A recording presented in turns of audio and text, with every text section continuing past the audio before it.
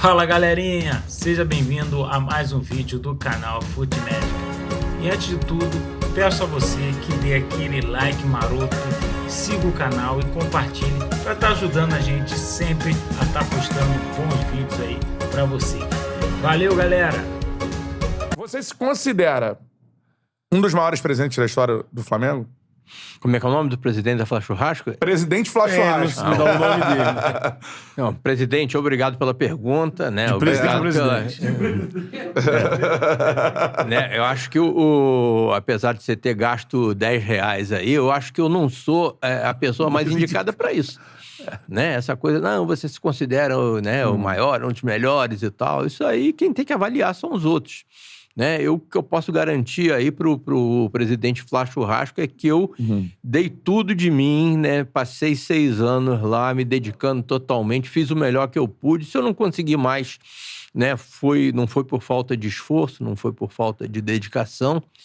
E agora quem tem que me avaliar são os outros, né? Então agora voltei para arquibancada e, né? Aí eu posso querer avaliar os outros também, mas até o fato de ser ex-presidente acho que não é muito adequado. É isso, mas porque tem essa situação exatamente pela mudança, né? Não, tá lá no Panteão. Eu também não sei se eu vou, porque existiram outros presidentes em outras fases, mas com certeza o lugar do Bandeira tá ali.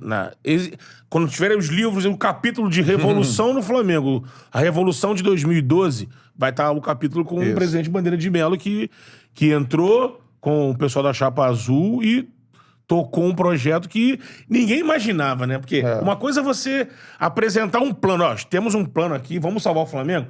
Vocês, rubro-negros, que estavam ali rubro-negros juntos, ilustres, se juntaram e tal. Ó, o Flamengo precisa de ajuda, vamos ajudar. Ó, esse aqui é o plano. Ok, plano aqui, pessoas gabaritadas e tudo mais. Monta uma chapa, entra, consegue entrar. Então vamos desenvolver. Mas e aí, vai rolar? Pode não rolar. Futebol é muito complexo, mas aconteceu, então o mérito é maior ainda, porque aconteceu, conseguiram tirar do papel e realizar. E pra gente começar a passar por esse processo, a gente teve alguns jogadores aqui que, enfim, eu na época era setorista do Flamengo, tive muito contato. Felipe Goleiro, né, que veio ali naquele período.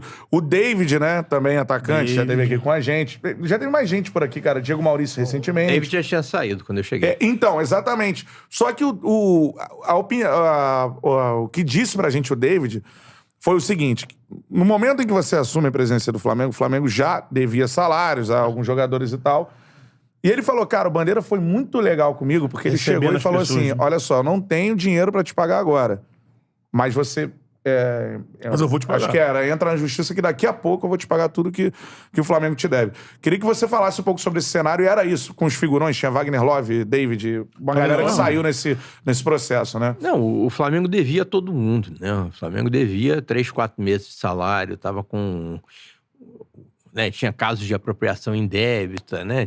O Flamengo tinha conseguido aquele parcelamento da Time Mania, não honrou o parcelamento, né? Então, por isso que, né, as pessoas citam muito aquele meu discurso de posse, né? Que foi um discurso que foi até modificado para ficar mais grave ainda no próprio dia da posse, porque à tarde, a posse foi à noite, à tarde eu tive uma reunião na Procuradoria-Geral da Fazenda Nacional, né, ali na Avenida Presidente Antônio Carlos, né, e tive, assim, a consciência de que a encrenca era muito maior do que a gente imaginava. Era maior do que vocês imaginavam? Aí, na época, até a gente estava para receber uns valores lá do contrato da Adidas, né, e aí que eu cheguei lá pro procurador e falei, nós vamos receber e era um valor que a gente estava imaginando, quem sabe, né, usar para reforçar o time de futebol. Quando eu vi aquilo ali, eu cheguei para ele, vai entrar um valor aqui, eu não me lembro exatamente quanto é que era, 6 milhões, 5, 6 milhões e tal. Esse dinheiro vem todo para cá. Não paga toda a nossa dívida, mas pelo menos vocês saberem que daqui para frente vocês estão falando com pessoas sérias. Né? E efetivamente o dinheiro entrou e foi todo para lá. Né? E o meu discurso de posse foi exatamente em cima disso. Né? O Flamengo é um clube que tem 40 milhões de torcedores, boa parte deles pessoas humildes, muitas crianças e tal, pessoas que têm no futebol o seu principal ponto de relação, de contato com a realidade. Né? Então o Flamengo tem que dar exemplo para essas crianças, para essas pessoas. né? E hoje o exemplo que nós estamos dando, eu estou falando na época, está exatamente o contrário. Né? O Flamengo é um clube que é tido como mal pagador, que não cumpre seus compromissos, né? Está sempre aí nas páginas esportivas. Quando o Flamengo pagava o mês de novembro, já era março do mês seguinte, do ano seguinte. Né? Então, é aquela coisa, né? Eu tinha trabalhado numa empresa por mais de 30 anos que nunca atrasou meu salário nem 15 minutos. Né? Então, pagamento de salário não pode ser notícia de jornal. Né? Deu o 5º dia útil do mês seguinte e tal, você tem que pagar o salário. Isso não é notícia. Né? Então, o que acontecia? Esses jogadores, aí, você citou o Felipe, né?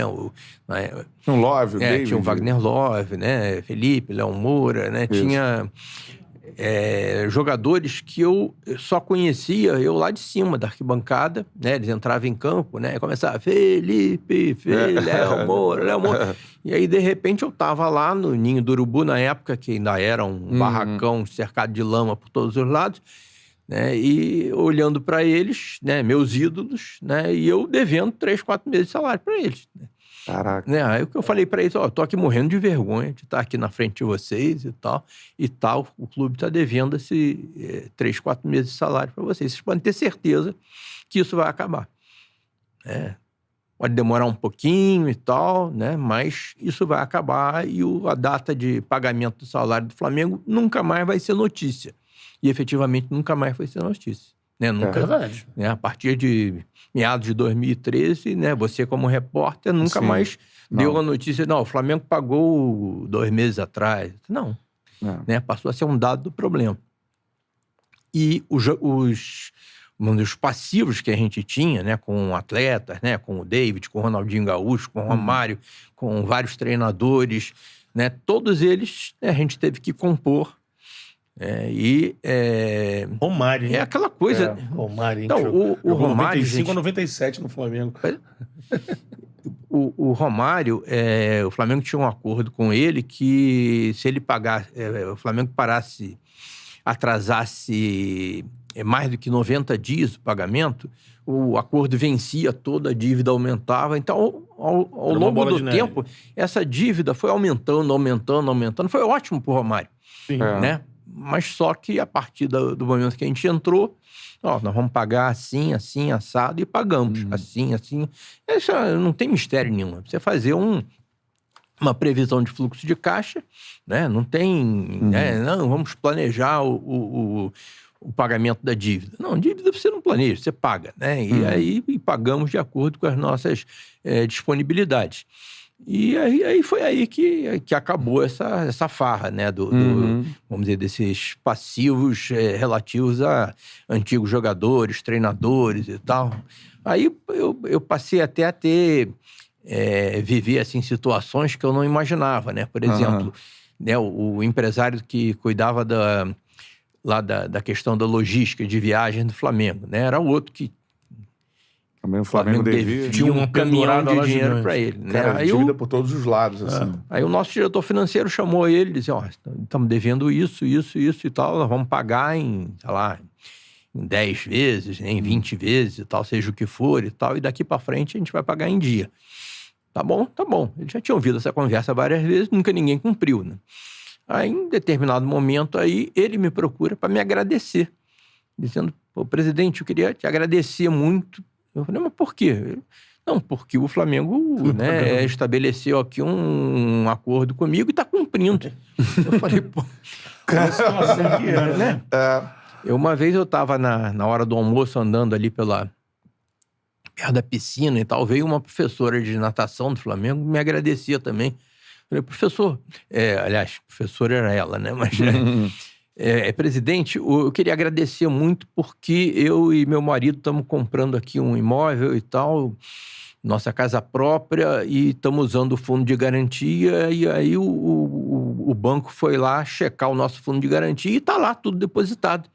Ela me agradecendo isso, né? Quem está acostumado com uma outra realidade, né? Aí você vê como é que é importante, como é que foi importante para o Flamengo esse tipo de coisa. Ainda que para fazer isso a gente tivesse que sofrer. Isso. Foi o que eu disse no discurso de posse. Nós vamos sofrer aqui algum tempo e tal, vamos sacrificar os nossos objetivos na área esportiva, na área social, para recuperar a credibilidade e a dignidade do time. Só clube. E foi isso que aconteceu. Aproveitar que você citou exatamente a professora de natação, a dívida com a SEDAI era uma das coisas mais bizarras, porque isso na época foi noticiado, mas nunca vi o senhor falar sobre isso, que era algo assim, uma das coisas mais absurdas que podia existir, era uma dívida astronômica, era um craque, né? Na época falava isso, o Flamengo deve a SEDAI... Era o nosso segundo jogador mais caro. Mais caro. Era a conta de água. Porque o mais caro era o Wagner Love, que a gente também teve que... compor, nós tivemos que mandar ele de volta para a Rússia e tal. Até agradeço, ele foi extremamente compreensivo, o empresário dele também. Né? Foi uma coisa até que marcou, né? Uma diretoria que chega para resolver a situação do clube e, de repente, manda embora o seu principal jogador. Né? Mas teve que ser, né? E aquela coisa, né? É hora de fazer sacrifício. Né? E depois do Wagner Love, o nosso jogador mais caro era a conta da SEDAI, porque nós tínhamos aquela piscina olímpica do Flamengo que vazava água, né? Era até perigoso você manter aquela piscina vazando água, né? Podia rachar, né? E aí nós tivemos que tomar a atitude antipática também de fechar a piscina, né? E aí vamos começar a trabalhar para poder colocar uma piscina boa que né, demorou 2, 3 anos e tal, ter uma melhor piscina da América Latina, né? Mas começamos, né, com a atitude antipática de chegar para os sócios e dizer, você não vai poder nadar aqui porque nós vamos fechar essa piscina. E aí estancou também a questão do pagamento da conta da SEDAI.